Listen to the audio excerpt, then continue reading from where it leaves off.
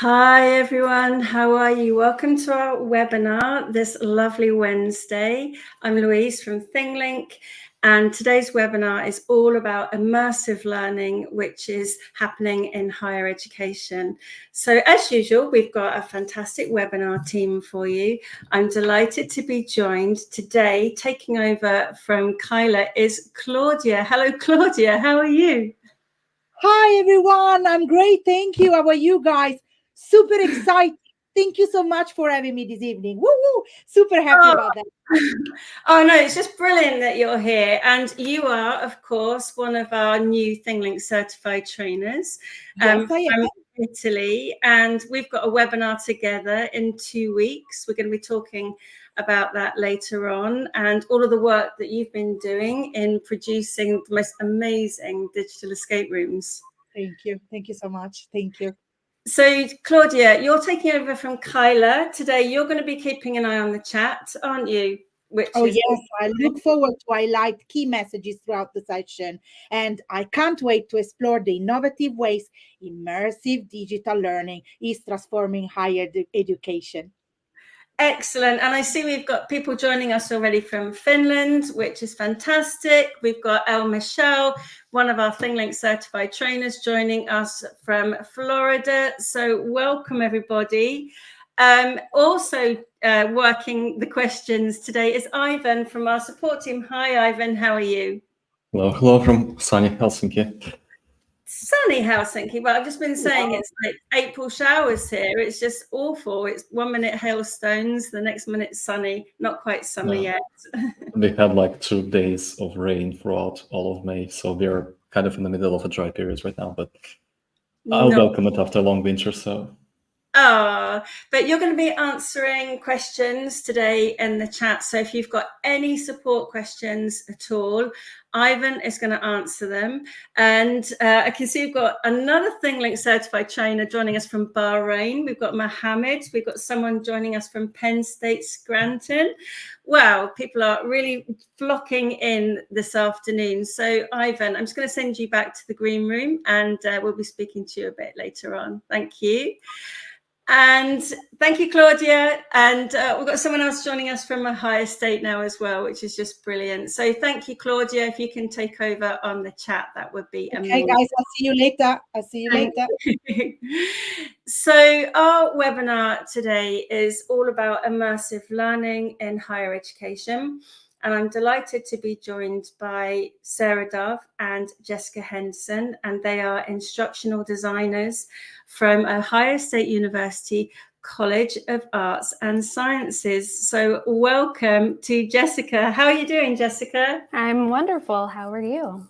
Oh, I'm really pleased that you're here, and we've got Sarah joining us as well. Hi, Sarah. How are you? Doing well. Slight technical issue, but everything seems to be worked out now. Oh, amazing. That always happens. So don't worry, you're in good hands. So I thought it'd be really interesting for people to know a bit more about you and your roles, because both of you are instructional designers from Ohio State University, specializing in the College of Arts and Sciences. But you're both specialists in accessible digital learning as well. And your role just sounds absolutely fascinating. So do you want to just say a little bit about your role at OSU? Yeah, I guess I'll go first. So Sarah and I are our team in the same office. Our primary role is really supporting instructors as they're developing content, as they're trying to transition maybe in-person classes into the online environment. And so really we're doing a range of things from, helping with coding in the background in the LMS, helping design visual graphics, helping with video editing. Our skills are sort of far and wide. And in the arts and sciences, we really serve instructors in a variety of different departments, and that includes humanities courses, so thinking art history, second language acquisition, but we also deal with math and sciences. So really we're kind of, reaching all of the fields. It's just a fantastic role to have, because like you say, you bridge the world of what would have been the old kind of IT teams, as well as working with instructors directly. So yeah, you kind of get the best of both worlds. I guess people will be watching thinking, oh, Ohio are really lucky to have you in that role, because instructors don't maybe have people to offer these kinds of services. And your backgrounds as well, that must be really interesting. Jessica, you've been teaching Italian. Yes, I have a very varied background. I taught Italian for 6 years at Ohio State. So second language is really one of my specialties, that and art history. But prior to that, I was an economics major, do a lot with intercultural competency and things like that too. So. And Sarah, you've been at the Ohio State University for a while as well, and you've been one of our previous webinar participants. Indeed, yes, yeah. My specialty is primarily performing arts and arts and humanities disciplines, though. I mean, in the College of Arts and Sciences, there is certainly a lot of, it's an easier way to build trust for sure when you have a kind of subject matter expertise to go off of that others can relate to. So it's, this is a real gift. It's to exist in this kind of a support unit. I can say for sure it's a lovely role to occupy. And the reason we've asked you again to come back to one of our webinars is because you've been creating the most amazing assets. This is a real treat for everybody who wants to have a real insight into not only the different types of uses of ThingLink, but also how you can truly use it with AI tools as well to be able to create some of those assets. More people joining us. We've got someone from Baltimore, Johns Hopkins University. We've got someone from Edinburgh. We've got someone from Penn State, New Kensington. So please do put in the chat where you're from. We just love to hear where you're all from. So it's about this time in the webinar, just as we do start, we always like to just give a little update of what's happening in the world of ThingLink. And for those of you who are joining us who maybe haven't used ThingLink before, you're going to see it in its best glory today with the examples you're going to see.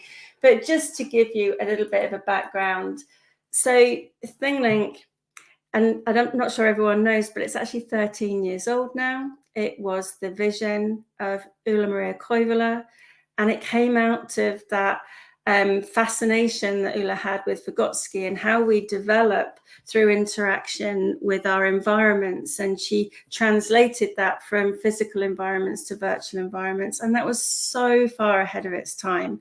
If you think we're seeing the word immersive learning being, that kind of whole term, it's kind of been so popular, especially with AI and that kind of multimodal way of engaging with digital assets. So yeah, it's certainly come to the fore recently. And of course, it's been what we've been doing for such a long time.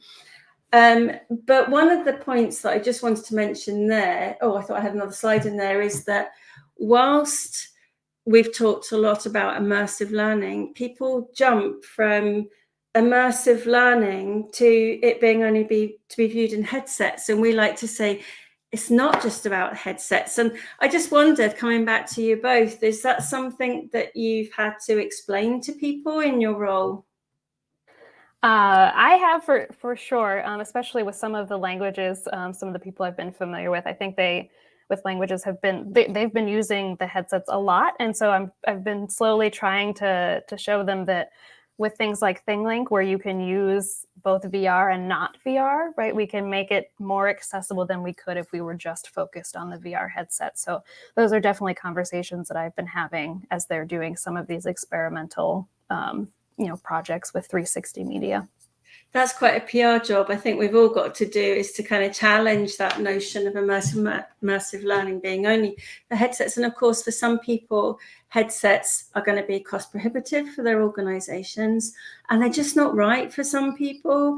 And also you might have learners who are learning through hybrid means. They might be at home, they might be in another location.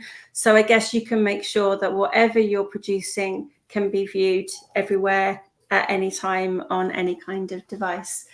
So ThingLink has grown into a complete suite of tools, which I think you're going to demonstrate really well today, because you've already used the AR app and our course creator or scenario builder. But the ThingLink editor there on the left, the big block, that's the kind of OG, the original and the best. But we've, grown over the years from images to be able to be used as app-based media to 360 to 3D objects. And now, of course, we've got AI image generation built in. I just want to call out the Pano to 360 there as well, because I don't think we do a good job of selling that. But it doesn't matter now if you have a 360-degree camera or not, because with your phone, you can take one panoramic image, upload that to ThingLink, and we will turn it into a fully fledged photosphere for you. There used to be the Google Street View camera app that you could do that with, but actually you had to take lots and lots of pictures around you like you were inside a goldfish bowl or something. And of course, now you can do that with one swoop. So you'll be able to bring your own content to turn into your interactive assets. You can create with us in terms of using AI tools, but you can also use some of our library images as well. So one of the things that you guys had recommended that we improved, and I'm just going to click on this and show you that you can see here, I've now got these little padlocks, and that's called our locked mode.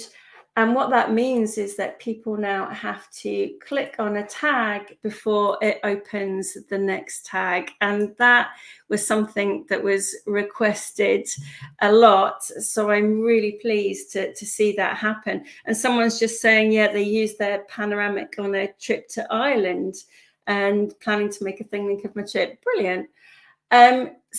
This locked mode is new. So that's something you'll see if you go into your ThingLink account, and if you go into settings, there's actually a tag sequence, which is really simple, just to drag and drop. And then you're able to toggle on and off the locked mode and the guided mode as well. So they flash like beacons to guide people. And I think that step just really helps if you want to create an experience where you're taking people through that journey. And we've got someone joining us from Ireland here as well, which is fantastic to see. Great. So I mentioned there about the AI tools, and if anyone follows us on LinkedIn, they'll have seen the news that we were showcased in Forbes magazine last week, because we were tipped as one of the most favorite tools that teachers were using. And that was because of this ability to generate your own 360 image backgrounds. But it's not just that. You can also create images, and we've also got other ways in which you can use it for creating tags. It's going to give you a little bit of a leg up and help. But over now to digital escape rooms. And when you get the slides, as always, we send you the slides at the end, and we send you a nice email with any other nice resources, and you'll get a certificate as well for attending today. Claudia's just saying, amazing. It is really awesome. But yeah, escape rooms have suddenly become really popular, and we're not just seeing them in education, we're seeing them used for e-learning or professional development across industries.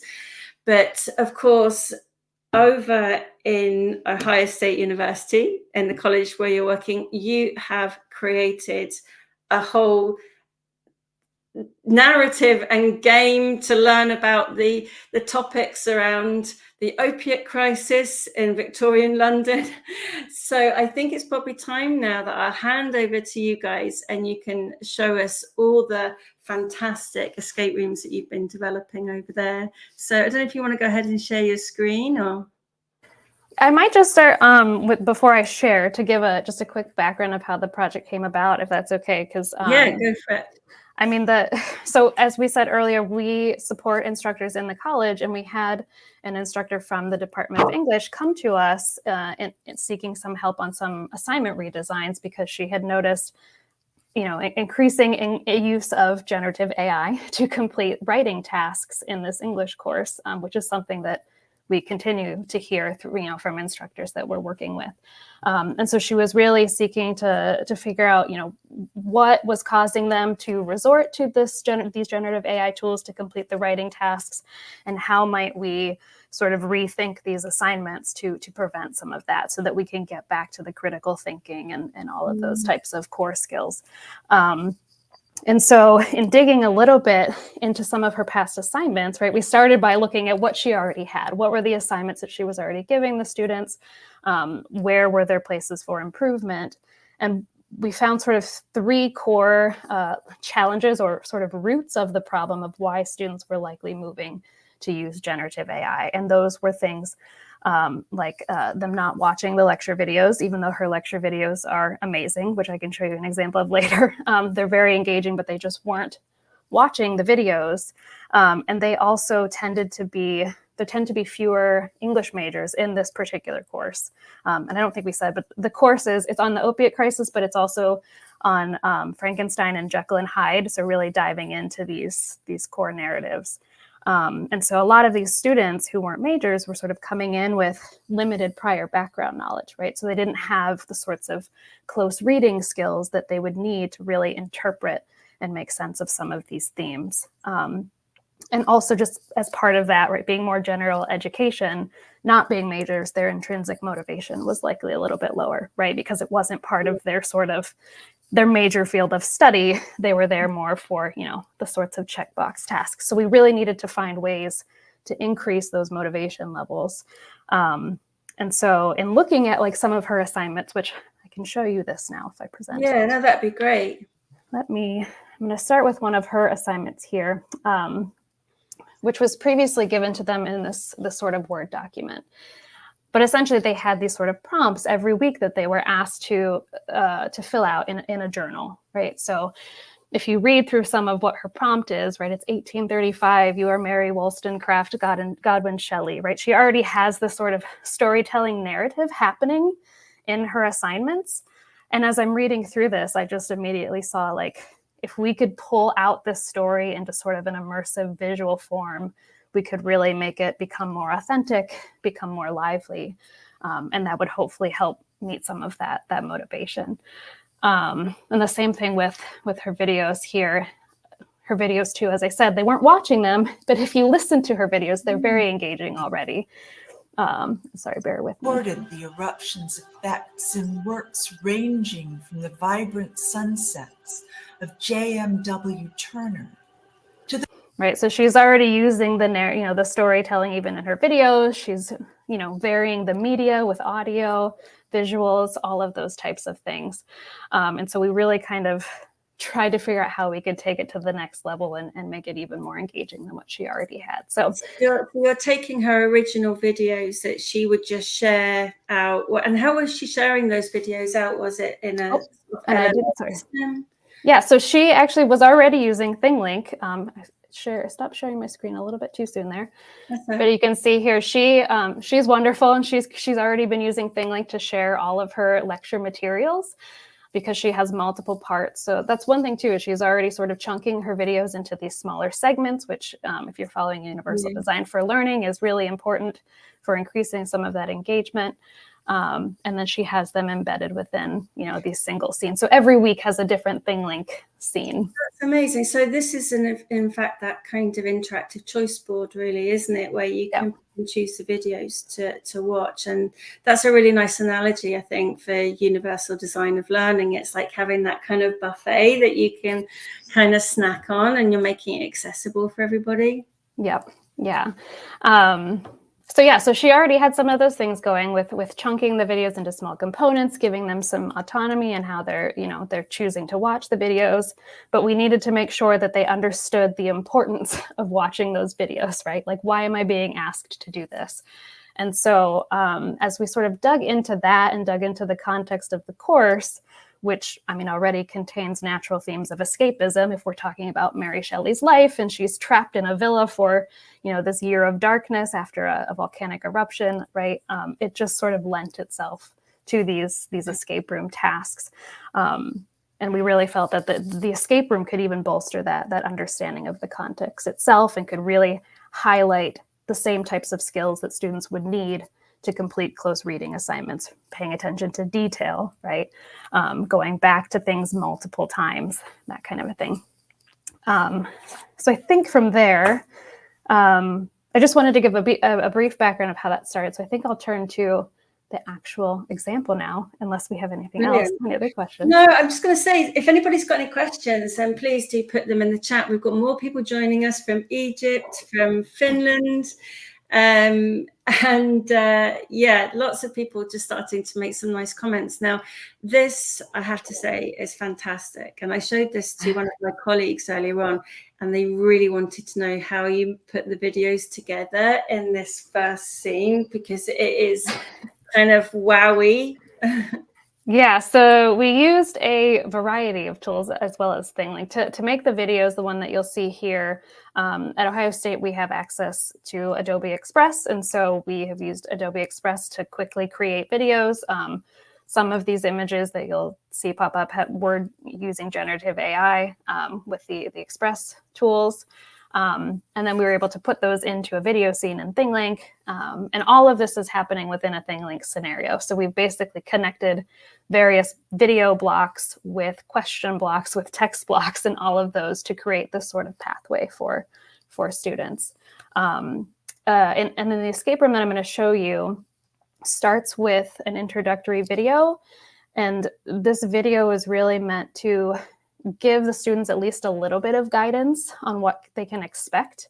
And you'll see throughout that, unlike sort of traditional escape rooms, you know, if you go to one in person and you're just thrown into a room and asked to start wherever, we find that if these are going to be successful in the educational space, the students need to have a little bit more support than they would in sort of the standard escape room structure, right? They need to at least have a sense of a starting point of where they should go first. And then from there, once they know what the objective and the goal is, then they can sort of poke around and start to make the connections. But having this intro is really important for sort of setting the scene. So we can play a couple seconds of this just so you can get a sense of what this sounds like. You and your classmates from OSU's Literary London are visiting 221B Baker Street. It's cold and wet. There are no other visitors to the Sherlock Holmes Museum that day. So this is sort of, again, setting the scene with some of those images to the whole premise is, even though we're talking about Jekyll and Hyde, because it's a detective fiction, we're using Sherlock Holmes's flat as sort of the escape background for the whole story.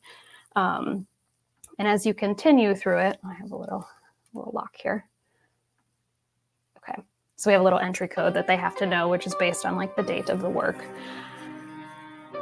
And then again, this is where we used the Skybox integration to really create the sort of visual space for Sherlock's study. And I saw recently Skybox has updated some of what they're doing, and the visuals are even more incredible now. But this also works quite well. Yeah, it just is incredible. And while you're explaining that, I can just quickly show people, because I was mucking around with this the other day, that this is their mode 3, which comes out on June the 11th. So yeah, in just a week's time.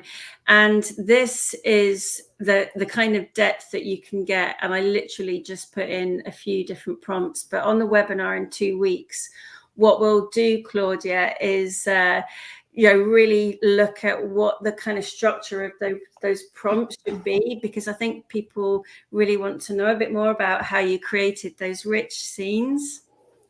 I'll put yours back on now. Yeah. And so what I wanted to point out here, as I was saying before, we always have a starting point where they know exactly where to go. So within the LMS, we have some initial instructions to tell them, how to navigate the scene. And their first goal is to find the key in the room. And the key in the room is what contains the puzzle. And in our case, we're using Microsoft, which I know Sarah will touch on a little bit in a minute. But we have those puzzles embedded via a link that will automatically download. And I realize I don't have this as a tab, so I'm going to have to share a slightly different screen here because it's not a tab. Let's see if I can share this. Let me just share the window here because I don't. All right, let's see if you can see my Excel screen. While you're doing this, since there was a comment about music, I have to say, Jessica is an extraordinary instructional designer.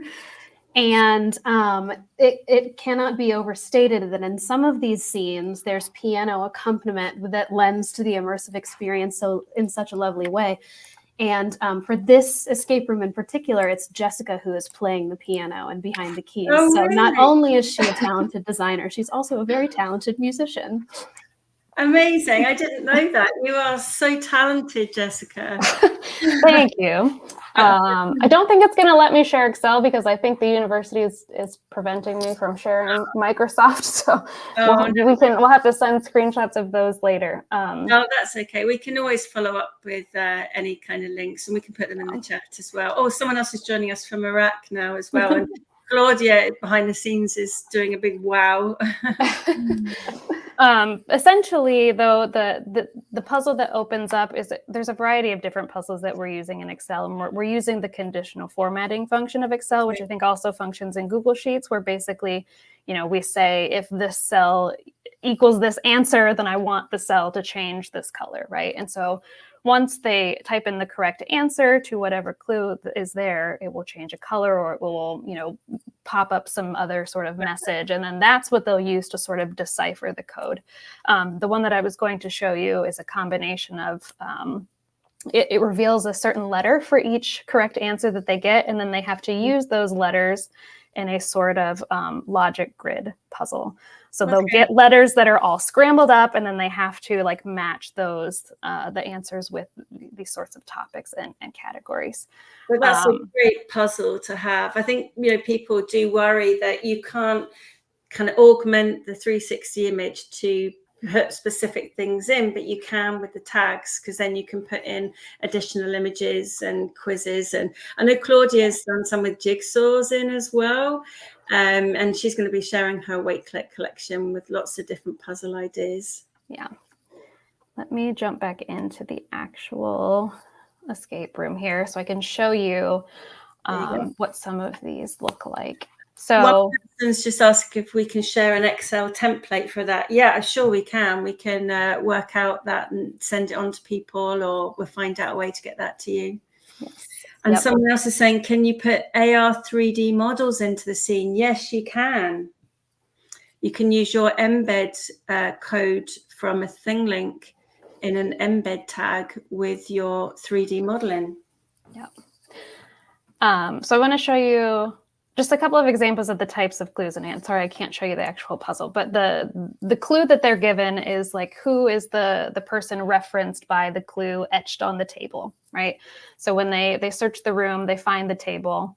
We have our little clue tags here. Again, this was an AI generated image to sort of make it look like it was etched into a table. And all we have is the letter G. So that's one of the things I wanted to highlight, is that the ways in which we've written these clues, we're pulling them all from the lecture videos, but we're sort of stripping out any identifiers, right? Like instead of saying, I don't know, the painting referred to as the Mona Lisa was painted by what artist, right? That's the type of question that students could just go and search the internet for the answer. Yeah. So we're taking out all of those names, those key identifiers, so that they have no way of going to Google and saying, who is referred to by the letter G, right? It's not going to give them the specific answer that we're looking for. And so they're really forced to go back and look at those video lectures and find out where the instructor talks about this particular person. Amazing. Really, really clever. Yeah. And then we have another one here that this is also an AI generated audio. Now that these horrible murders are being committed, I think it the duty of everyone to let the police know if they suspect anyone. What I am going to say seems almost impossible, but still strange things have happened. So in this case, it was a clue that was asking what this person was sort of being accused of, and in this case, this person was being accused of being Jack the Ripper. And so we found this is an actual letter that was written and sent to the police. And we just sort of turned it into we wanted to make it, again, as immersive as possible since we're in Sherlock's study. And so we added some of the audio features into that as well. I also wanted to show this clue because we have the ability to use H5P at Ohio State. So H5P is another sort of interactive content creation tool that allows us to do more of the sort of questions with immediate feedback. And we use this one to ask them for a list of, what are some conventions of detective fiction or whodunits? And I think she gives a list of like 8 or 9 in her video. We ask them for 6 of them. Once they get it correct, it will reveal in the feedback, it will reveal a specific word that they then use as part of their answers and the clues. So we have that one in there as well. The other one, I don't think I'm going to be able to show you this either, but we have one that's PowerPoint as well, where we sort of created a mock red reveal clue. If you open this in PowerPoint, you could actually move the little spyglass around, and then when you hover over these sorts of blue text, you will actually be able to read the word. That's amazing. So this is one where there's a word in German that, again, she talks about in relationship to her Sherlock Holmes within her lecture videos. And then we've used the scenario this is where the code happens, right? So once they've answered all of those questions, they've sort of figured out that logic grid puzzle. They, in theory, will figure out what their code is, which I know I wrote it down, but I may have forgotten. So there, if I get it wrong, we've also incorporated some Sherlock Holmes, Arthur Conan Doyle quotes as feedback to tell them to sort of look a little bit more closely and things like that. Once I type in the correct code, though, it will send me to the second room. Amazing. So that's like a conditional transition, but it's you got to get the question right. So it's using Scenario Builder rather than just the thing link. Yep. So you have to get it right before you move on. And again, I skipped past it, but the next room also has that brief little introductory video that, again, is just sort of setting them up for the next scene and what they're about to do.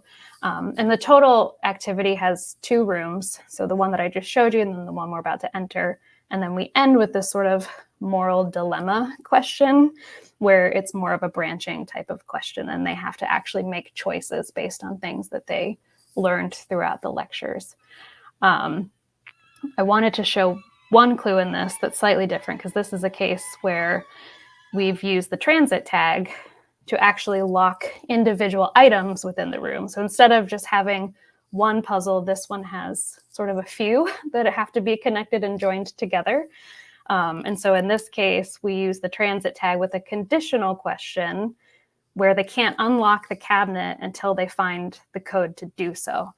And so to do that, they have to actually look at the other clues around the room and, again, make those connections of, oh, this one has this violin image on it with musical notes, so I need to find something that must be related to those musical notes. And so if they come into this one, which is a video clue, behind Jean Bernard painting. And these videos were done in Express also. It is a list of some kind, but to what might it be referring? So again, here, this is ultimately where the clue is that they need to unlock the cabinet. But here's an example where we actually took a separate ThingLink scenario and embedded it within this ThingLink room. So we're doing a lot of sort of right, individual scenes, individual scenarios, and bringing them all together in this one larger scenario. And in this case, if I type in the correct answer here, I'll get this sort of immediate feedback that tells me that I'm correct and gives me some additional information.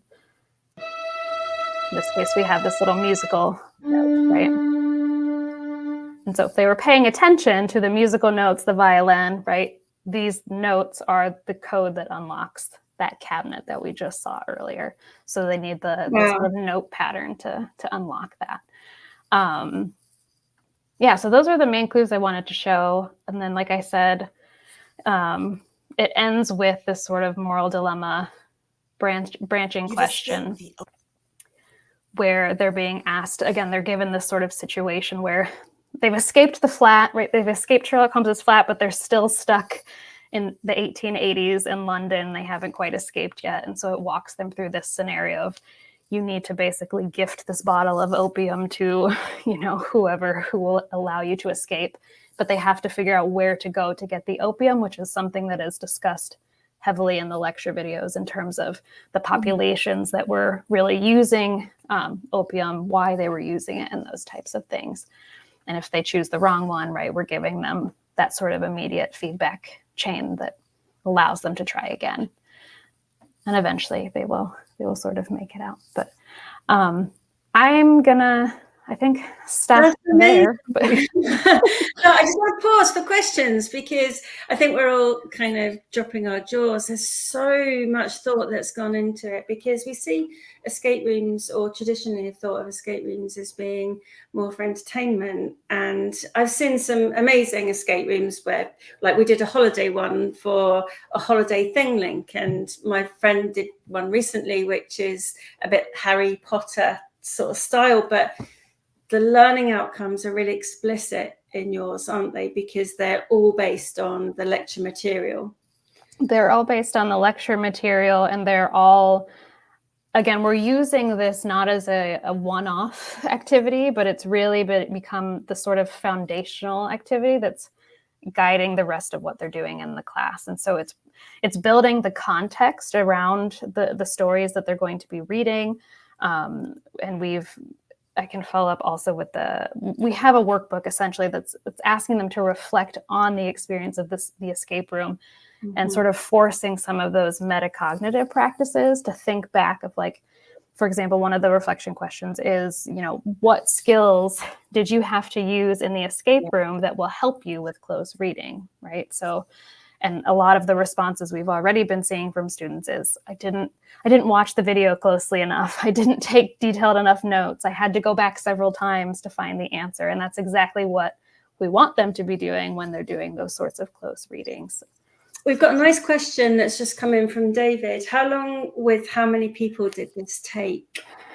That's a good question. The first one took a little bit longer, I think, because Sarah and I were really working through the process of how sort of the best approach to set this up.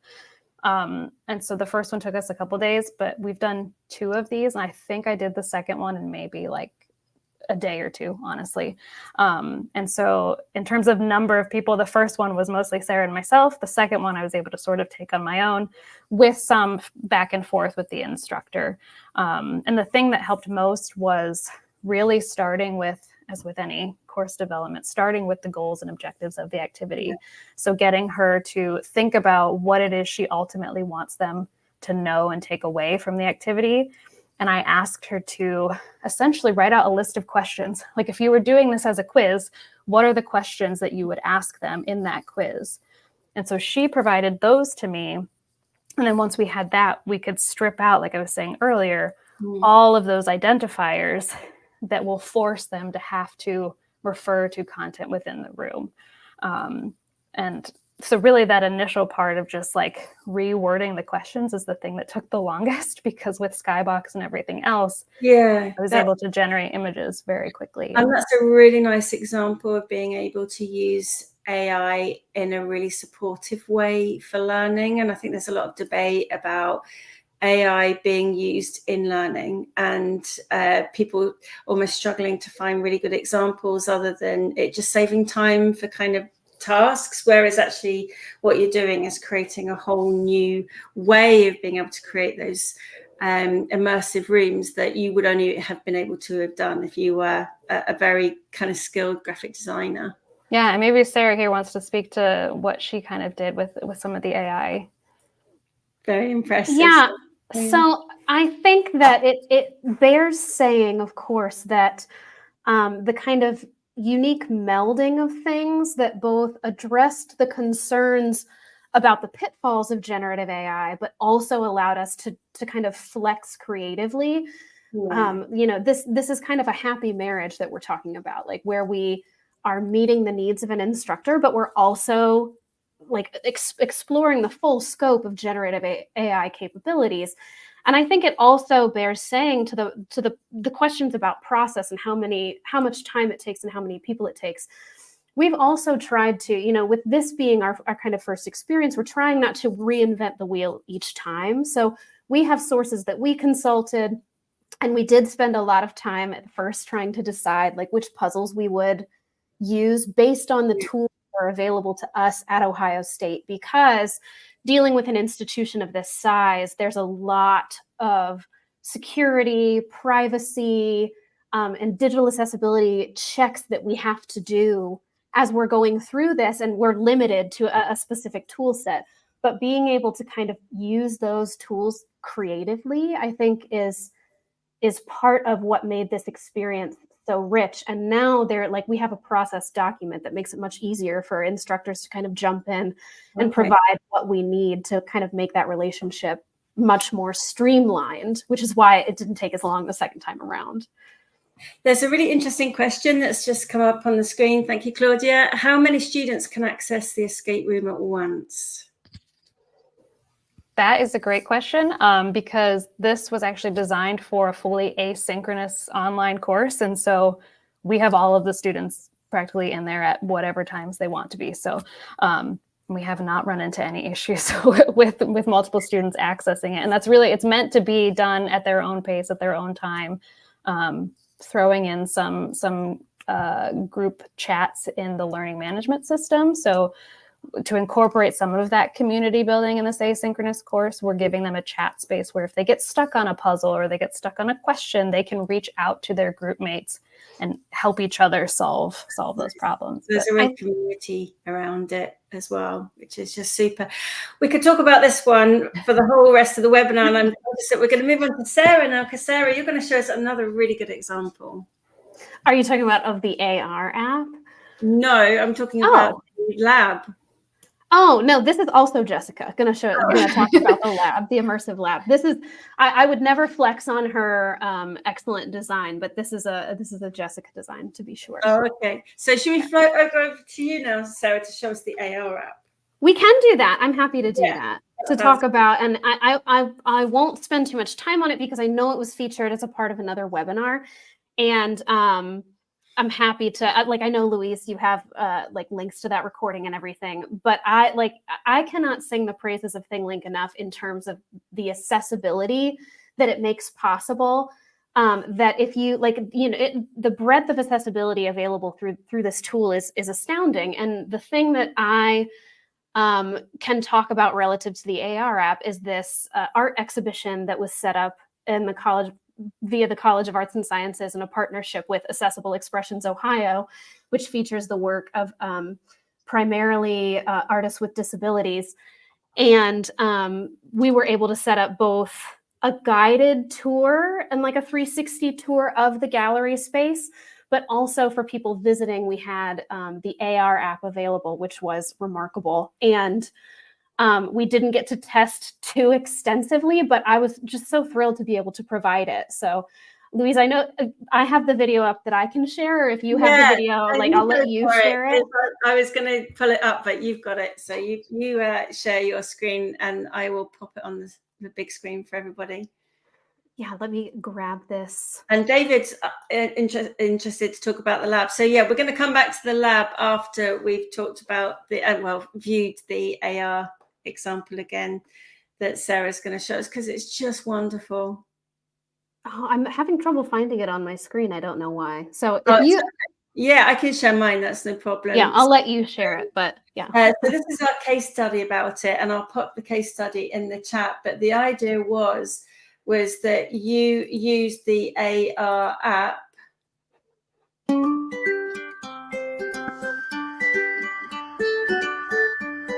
Oh, it's not playing.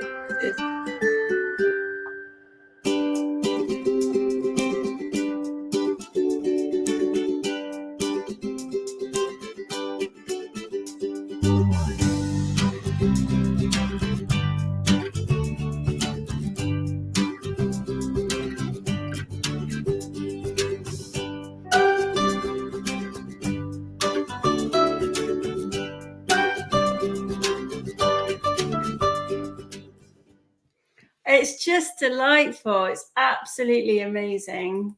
And it worked really well with all of the artwork we had on display for these artists, which in some cases, there were linked to sales pages. So we were promoting their their work as artists and their market capital as well a little bit, but also just giving them that visibility. And what we heard from the director was very moving, which was that, a lot of these artists don't get to come out to the gallery spaces to see their work in person, but because we had the guided tour set up, they were able to be immersed in it as well. So that's not necessarily about the AR app, but just extends the accessibility piece. And I'm so glad that this was something that we were able to make possible. Amazing. So we'll put the link into the previous webinar so people can go and have a look at that. I'm really conscious of time. Sarah, should we pass over to Jessica to show us more about the lab now? Yes, this lab is extraordinary. What you're going to see here from Jessica is, she has a lot of creativity in combining the different really excellent facets of ThingLink. So you get this kind of guided tour experience, but you're going to get a 360 tour inside of it. And, it's a beautiful design. Yeah, well, thank you, Sarah. Yes, so this was a case where this is being used for labs as lab safety exercise. So really at the very start of the semester, before students even get to the lab, they're generally asked to go through a lot of these safety protocols. And previous to having access to ThingLink, they were doing this by reading a PDF document, right? A PDF document and taking a sort of standard quiz, which was not extremely engaging. And so we thought we could turn this into a ThingLink where they can actually see the space before they even get there and sort of make some of those, some of those protocols more, lively and immersive, and so that hopefully they would retain them better once they got to the lab. And then, as Sarah mentioned, this is really multiple ThingLink functionalities combined together into one. So again, I've used a scenario to break the tour apart. The first part is using that guided tour. And this is a case where, they're being guided through the hallways of the actual lab space, because generally all of the students are going to arrive to this floor of the building and they're all going to take the same path to get there. So it felt like a natural thing to have it be a guided tour where they're all following that same sort of pathway, pointing out some of the key, again, safety things that they'll need to know as they go through the building, such as the fire alarms. I think in here we have also the sort of layout so that they can, find where all of those things are. We point out where the bathrooms are because it's something that they're asking about all the time. How do I get to the restrooms? As well as the safety showers and all of that. So the hallway part is using that guided tour for that reason. Which is awesome because this is a very confusing building on its own. It is a very confusing building. The second part of the tour, though, we wanted to be a little more, exploratory for the students. So as they would be working in the lab itself, giving them a bit more of that autonomy to sort of pick and choose where they're going, where they're accessing things. And so here we actually referred to using individual scenes and linking them via the transit tags to make it more of a self-guided experience. And in this case, before they can enter the room, we did use the conditional question to remind them that they have to leave any sort of food and drink outside the lab before they can even enter. So again, it felt like that conditional question was sort of a good reminder for them each and every time they come to the lab, right? That you need to stop before you enter the room and put this stuff outside. So they have to get this question right before they can even get inside. And then once they're inside, right, we've got different sections of the lab they can go to, a variety of information about, the type of dress that they're required to wear when they're in the lab. So they get a sense of what those things look like. They get some details in text about what that means. And so, yeah, the self-guided within the lab space itself just allows us more flexibility in terms of how much information we can present and being able to do so in sort of a variety of ways. But yeah, that's essentially how we've done the lab tour. I did add something, I think, since I last showed you this, but we did add a little branching question afterwards, because one thing we did find because of using this scenario is that sometimes students would just jump over one of the sections. And so we added in a reminder to them, did you actually go through both segments of the tour thoroughly? if you didn't, we've given them this block of what do you want to do next? Do you want to go back and review the hallways? Do you want to go back and review the lab? Or are you actually done? So yeah, that's something that we've added after doing a little experimenting. Do you know what's really cool is the way that you had that kind of the guided tour at the beginning, which made everyone go through the same process. So there was, because I think that sometimes you can get choice paralysis if you see too much to click on. And like you say, you want everyone to go through everything in order. So you got that kind of health and safety, but it's not just health and safety, it's comfort for people. So they know where the restrooms are, they know, what they're going to be facing. And that's just something I think we used to do in primary schools when we're going up to a different classroom or something, but transitions are just important everywhere, aren't they? Yes. And you are really thinking about every single learner in that process. So you moved from the guided tour to the kind of free-form exploration type tour. Yes. Yep. Yeah, for that exact reason. Again, as Sarah mentioned, it is a very confusing building. If you're new to campus, you're new to the buildings, just having that sense of where you're going already makes the learning process, right, feel a little more doable, I suppose. Yeah. So we've had some lovely questions coming through as well. People that were asking about, if you can update it afterwards. So yeah, you can go back and update it, can't you? Because rooms change, don't they, with seasons and different kind of layouts. Yeah, and that's the thing that I particularly love, especially with the images, being able to quickly replace backgrounds if we need to, right? I don't necessarily have to recreate all of the tags. I can swap out the image within seconds and then just move some things around where needed. I could create a separate scene and then just relink the scene in a matter of seconds. So all of that makes it easy to maintain and update. And is there any other feedback that you've had from instructors or students that you'd want to call out? We should share the feedback that we've heard from students, like the early feedback from the escape rooms, which has been remarkable. Yeah, the early feedback has really been within, I think, the first day that they had that activity active. We had one student reach out directly in email to the instructor, literally just saying, I'm so appreciative that you took the time to do this. Like, I appreciate this experience. And for me, when we have students reaching out to us simply to say that to me shows that we're doing what our goal was overall. So.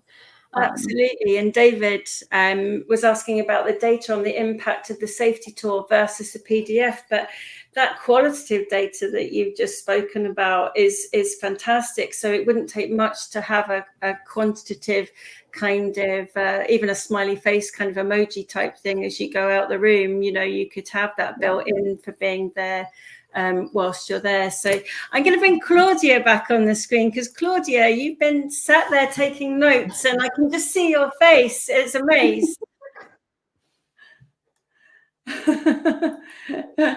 Oh, she's muted. I don't think I can unmute you. You'll have to unmute yourself. Drama. Sorry about that. So let's start again. Jessica, you're my hero. Thank you so much. All the amazing example that you showed us. And I took lots of notes because I want to treasure what you told me today. Thank you very, very much. I mean, that was just, oh my God, Sherlock Holmes, the piano, and all the things that you did. Oh, you rethought literature teaching, and this is major. Sometimes I think how I can get the message through, but in a fun, motivating way. And this is the way, Jessica. So thank you so very much. And Sarah, thank you even for the things that you did, like with arts and that was a form of literature as well. And I loved it. I loved every minute of it. Well, you can see I'm enthusiastic and I love you clearly see that. But yeah, and then I think that even the fact of using immersive storytelling to storytell and immerse our student into whichever topic we would like them to learn, it's something that goes the extra mile. And sometimes it's difficult for our teacher to be out there and say, okay, I'll give it a try. But with these instruments, you can't say no. You can't. I mean, it's just amazing. And I had so many ideas while you guys were talking, and I was jotting down ideas. Oh my God. Oh my God. It's just a joy to see your reaction, Claudia, but also to hear from Sarah and Jessica. And we look forward to maybe coming back in the future and telling us how things have developed, and if there's any other feedback as well, that would be brilliant. And if you've got any more questions, please pop them in the chat, because we've only got a few minutes left. I've got a couple of things that I really just want to wrap up with before we go, just to remind everybody that the people in front of you, that's Jessica, Sarah and Claudia, are all ThingLink certified trainers, and we have our own ThingLink certified trainer program, and we would love to offer opportunities for people to run their own webinars, or we can come and support you. And I do know that Jessica and Sarah, you're visiting Austria, I think, later on in this year. So the word about what you're doing and your inspiring work is spreading, so we can't wait to see what happens there as well. And if there's anything that we can do to support you, then we will obviously do what we can. So if you are interested, click on the link in the slides when you get them, and that will take you to the webinar that myself and El Michelle from Florida presented, all about the ThingLink certified trainer program. And in the slides, you'll also see 2 weeks today, Claudia, myself, and Andreas, who's on the ThingLink team, we're going to be showing you how to build those digital escape rooms step by step. So we'll be incorporating some of your ideas, Jessica and Sarah, but trying to then think about how we can create some guidance. And Claudia's already, been putting together some really nice Wakelet lists of tips and tricks and things that you can use. So do come along to that, and join in the chat and invite your colleagues. So that's all I have in terms of ThingLink updates. I'll just bring Ivan back on the screen as well. Ivan, any questions in the chat that you wanted to call out today? We had only questions for Sarah and Jessica about how this was structured, how you prepare all this. So nothing from my end, but thank you for the great webinar.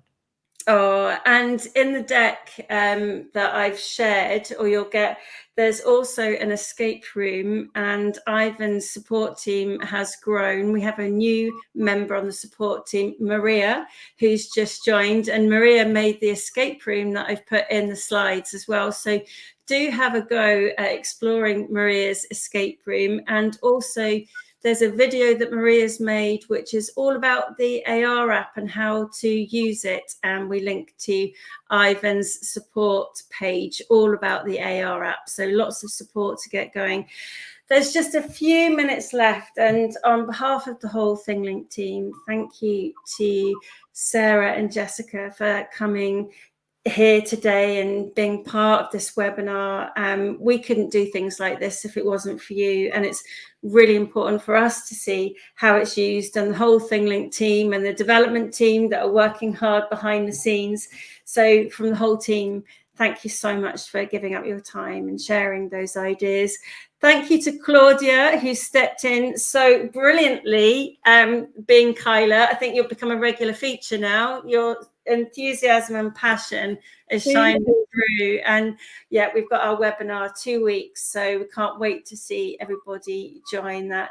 And thank you to Ivan for being in the chat as always and offering up his amazing support across all of our ThingLink communities. So all that's left for me to say, I think now, is just thank you to all of you joining us. We've had people from all over, and there'll be people watching it on the catch up as well. Lots of thank you messages coming through. Thank you for your effort. Thank you. Everyone's loved what you're doing. So thank you, and do keep in touch with us. Join the communities as well if you want to carry on the chat, and hopefully we will see you all in 2 weeks' time. So it's a goodbye from me and a goodbye from everybody here. Thank you very much. Take care, everybody. Bye. Bye.